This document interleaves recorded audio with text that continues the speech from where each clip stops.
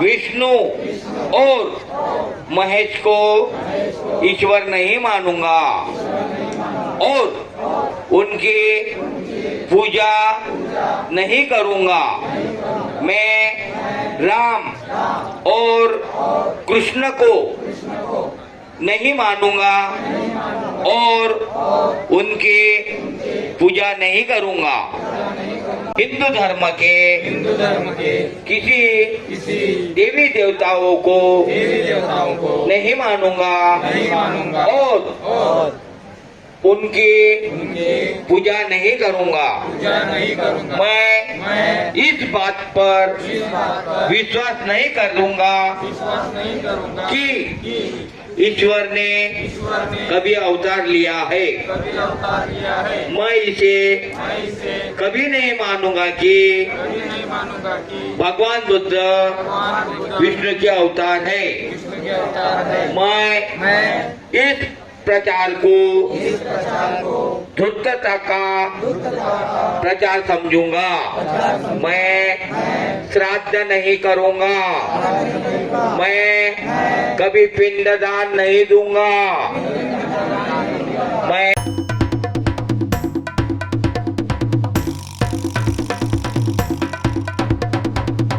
चौदह अक्टूबर 1956 को डॉक्टर बाबा साहेब अम्बेडकर ने इसी दीक्षा भूमि पर बौद्ध अनुयायी को दीक्षा धम्मक दिया था।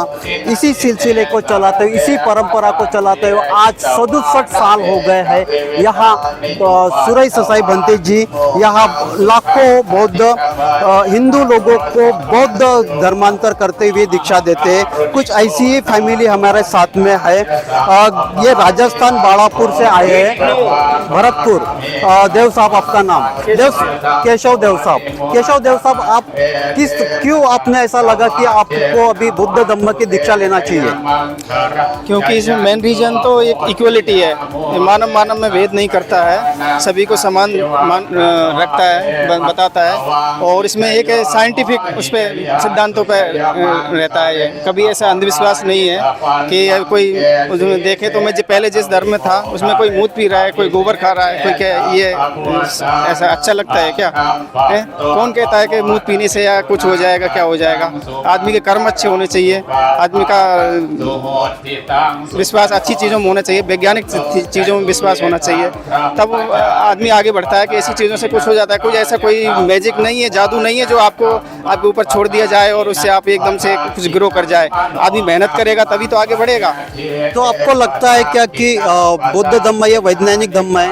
हाँ, लगता है, क्यों नहीं लगता है। बाबा साहब ने क्यों अपनाया था? बाबा साहब से पढ़ा लिखा इस दुनिया में कौन है? उन्होंने इसमें स्टडी की थी, विचार किया था, उन्होंने पहचाना कि ये सब अच्छा धर्म है, वैज्ञानिक धर्म है, तभी तो उन्होंने अपनाया था। हम उनके आगे क्या है? जब उन्होंने अपनाया था तो हमें तो कोई क्वेश्चन करना ही नहीं चाहिए, सीधे से उनके रास्ते पे चलना चाहिए। आप पहले बुद्ध धम्म का पहले, अभी आज जो आपने दीक्षा ली, इसके पहले आप हिंदू लिखते थे या हिंदू को अपनाए थे? आज से बाद, इसके बाद? मैं लिखता जरूर था, लेकिन मेरी मान्यता बुद्धिज्म में थी पहले से। जब से मैं पढ़ता था, लगभग मान लीजिए आप 20 साल की उम्र से मैं बुद्धिज्म में मेरा मानना था, लेकिन आज मैं लीगल तरीके से बुद्धिस्ट हो गया। इसके पहले आप दीक्षा भूमि आए हो? नहीं, पहली बार आए हो पूरी फैमिली के साथ में? फैमिली को आपने क्यों ऐसा, फैमिली को क्यों लगा फैमिली के साथ में लेना चाहिए? फैमिली का अलग मन हो सकता है, आपका अलग मन हो सकता है, आपका स्टडी है इसमें कि आपने लेना चाहिए, लेकिन फैमिली को क्यों इसमें इन्वॉल्व किया आपने? नहीं, ये तो बच्चे हैं, एक भी जानते नहीं है क्या? हम सभी सारी चीज़ों को जानते हैं, सारा घूमा हुआ है, क्या अच्छा है क्या बुरा है। हम ही बताएंगे ना इनको, बच्चों को तो, कि कहाँ जाना है, आपको क्या करना है, क्या नहीं करना है। तो बच्चों को मेरे साथ लेना ज़रूरी है, क्योंकि मैं इनसे ज़्यादा वो रखता हूँ समझ।